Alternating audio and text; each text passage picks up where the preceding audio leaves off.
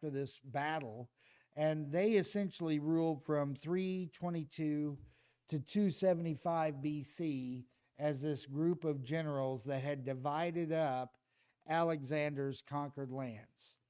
And the two most important ones for our purposes are the Ptolemies, with a P, Ptolemies, which had Egypt and Syria, and included the area that Judah was part of as well. And then Seleucus the first, and he actually had Mesopotamia. I got to do it backwards because y'all are facing this way. So you have Africa, and Egypt's here in this northeast corner of Africa. And then above that, you have where Judah was, Israel. And then it goes north up into Syria and Assyria, and then crosses over to the east in what is modern day Turkey. And this is Asia Minor, and it's the northern boundary of the Mediterranean Sea. And from there, it goes over to the east to Mesopotamia, which is the land between the rivers, between the Euphrates and the Tigris. This is where Abram came from. In was in Mesopotamia. So it goes Africa, up the coastline of up the eastern coastline of the Mediterranean Sea, north around Asia Minor, modern day Turkey, and then all the way over to the Mesopotamian area between Tigris and Euphrates, what is now modern day Iraq and Iran. And this was the land that Ptolemy in the south and the Seleucids to the north maintained. And in Daniel chapter 11 and 2, they are referred to as the kings of the south, the Ptolemies, and the kings to the north, the Seleucids. So they're referenced in Scripture as well. And I want you to know how hard that is to do, to draw that left-handed and backwards from memory.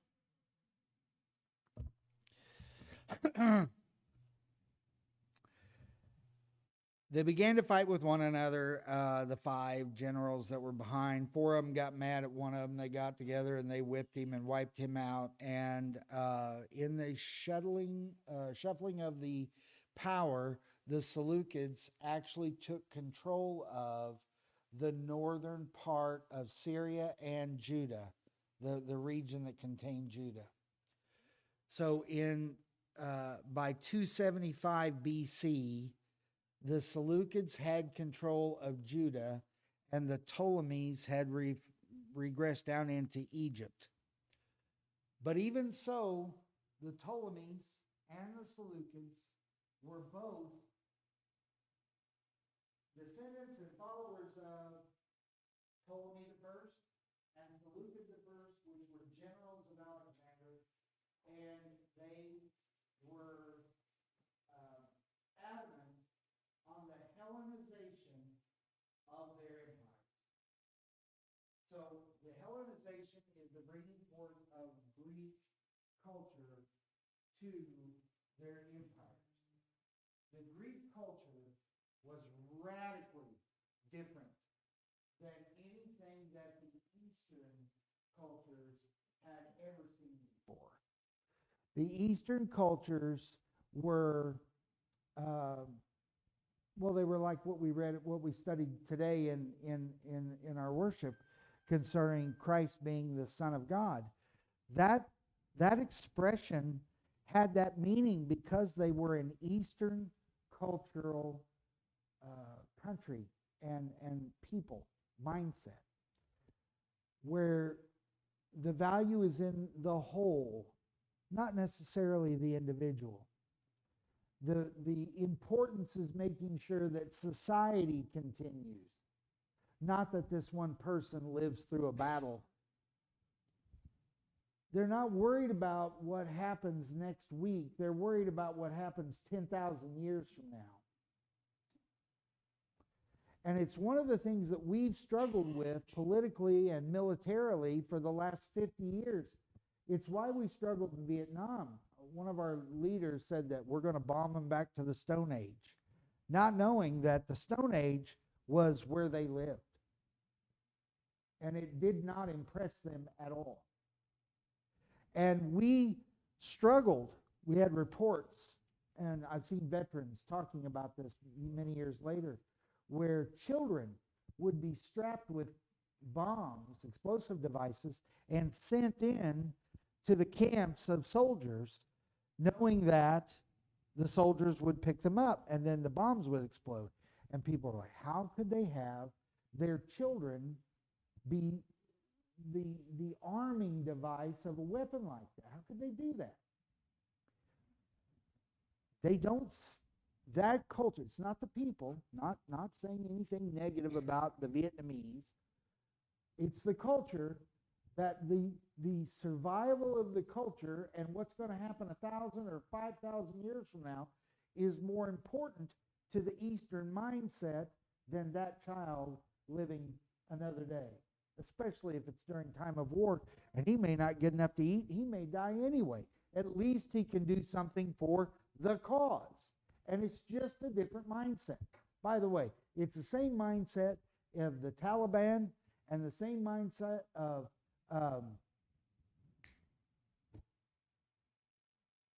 Hamas, Hezbollah, the Houthis, all of them, of that Eastern mindset religion. The terrorists, why do they do what they do and how they do it? It's because they see the world and the value of individual life much, much differently than do we. And we struggle with this. We truly struggle with this, and we still do. It's been 50, 60 years. We're still making the same stupid mistakes. But the Greeks were entirely different.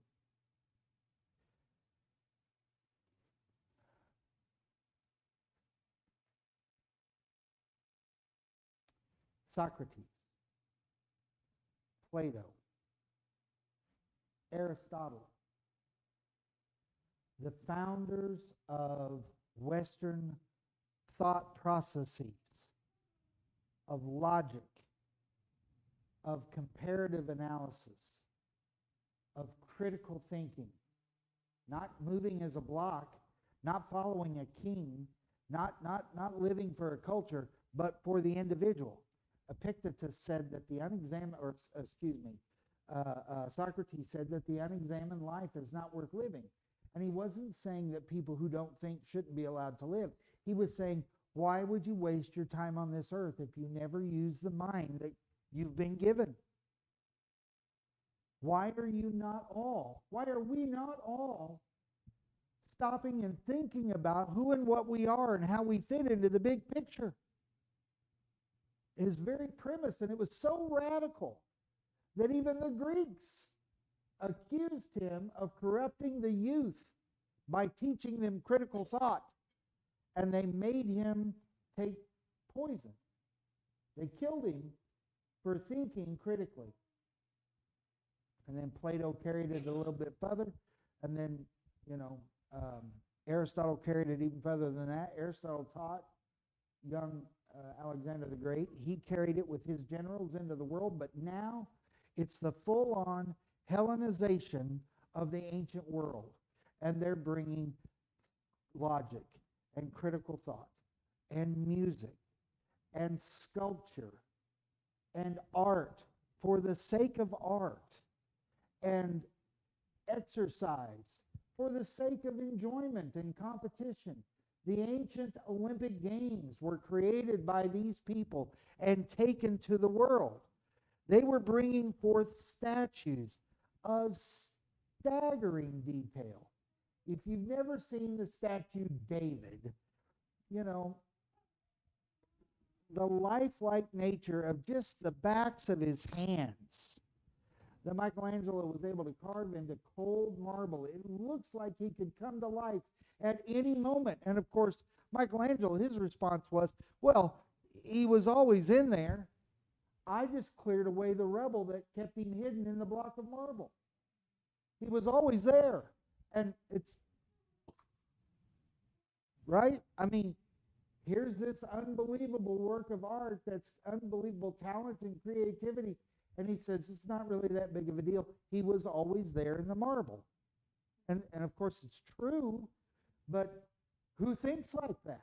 Well, nobody until Ptolemy and Seleucid and Cassander and the others carried the concept of Greek culture, thought processes, logic. The world was entirely illogical until Alexander conquered it. And he made all of that possible. And Western civilization started right there in those city-states and was carried to the remainder of the world. And we as a nation and as a culture would not be here if it were not for the successes of these individuals Hellenizing the ancient world. But the Jews hated it. They absolutely hated it. They didn't like the idea of the individual being so important. They didn't like the idea of the glorification of man. And rightfully so.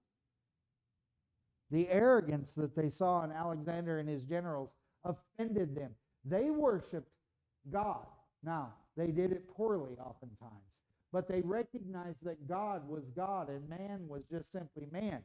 And they were far more concerned about how the tribes were going to be able to be sustained and carried on through the ages and how they would be God's people 1,000 years from now than they were about some individual being able to achieve some artistic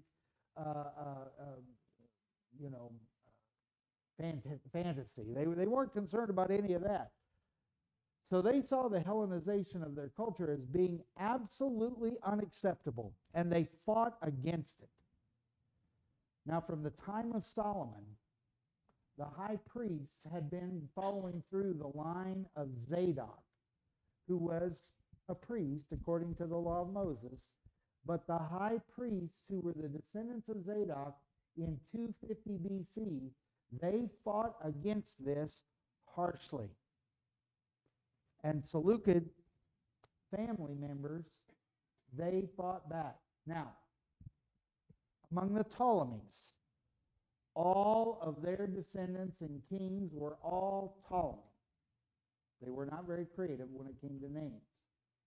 And all the males were called Ptolemies. The females would have different names, but Cleopatra was a descendant of the Ptolemies, which is why it tickles me when the woke left now says, well, she was African. I mean, why has she always got to be a white lady in all of the artistic rendition? Because she was Greek. She's about 16 generations of brothers and sisters marrying and having kids, and they were Greek.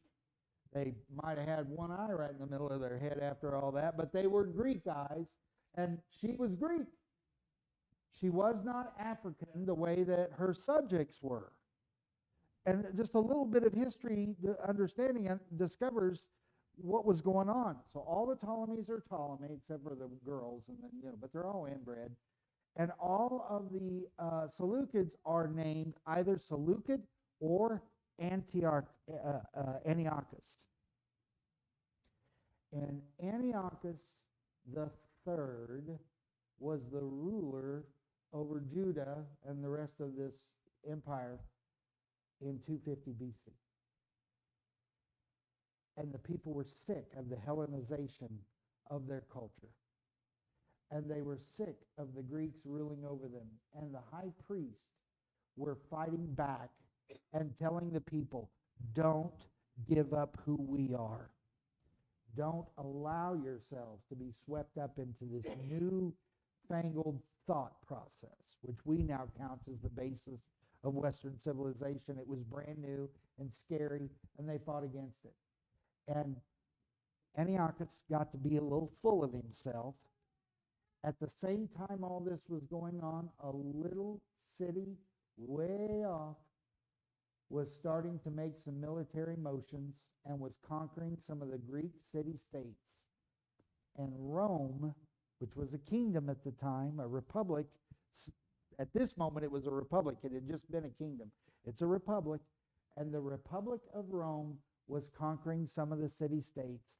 And Antiochus, in order to get the Zadok line of priests to shut up, he decided, I'm going to focus the attention of the people elsewhere, and he jumped on Rome.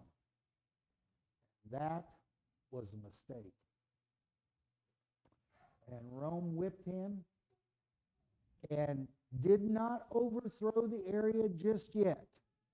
But the debt that he had was so severe to Rome, because he lost, he had to start taxing the people of his entire empire, including Judah. You want to know why Matthew was so distrusted by the rest of the disciples when he was brought on by the Christ? We say it's a tax collector. Nobody likes tax collectors. The tax collectors of that era were taking money from the Jews to give to the Seleucids so that they could pay the Romans to not come in and overthrow the Seleucids. The Jews were being forced to defend their own oppressors with their money, and the tax collectors were making that happen. The whole concept of a Jew participating as a tax collector, whether it's under Seleucid or Ptolemy or Rome, didn't matter. It was hated because the culture was being overthrown by outsiders, and you're making us pay for it. That's why Matthew had all these problems. Next week, we're going to look at the Hasmonean revolt. This is when the Jews said, we've had enough. And this is just before all kinds of events that are mentioned in the New Testament occur in Jerusalem. And it's really getting down to the important short strokes. We've kind of done big picture, broad pastel colors to set the scene.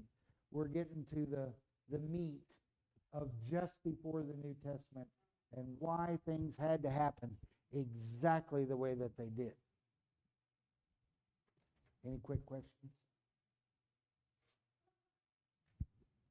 As always, appreciate your time and attention. We do not ever want to leave without the opportunity, if anybody has any need, whether to become a Christian, to repent of some sin that's separating you from your God, or you need prayers or help from the congregation, whatever it is, we're here to help. We want to, if you'll let us, as we stand and as we sing. I'm just so passing through. My treasures are laid up somewhere beyond the blue. The angels beckon me from heaven's open door, and I can't feel at home in this world anymore. Oh, you know, I have no friend like you. If heaven's not my home, then Lord, what will I do? The angels beckon me from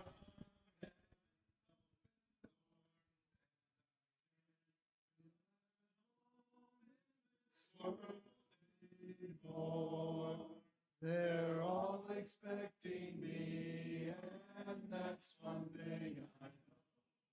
My Savior pardoned me, and now I onward go.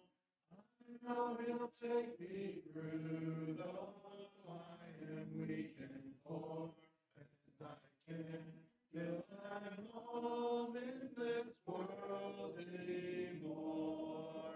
Oh Lord, you know I have no friend like you. If heaven's not my home, then Lord, what will I do? The angels beckon me from heaven's open door, and I can't feel at home in this world anymore. Just up in glory land, we'll live eternally.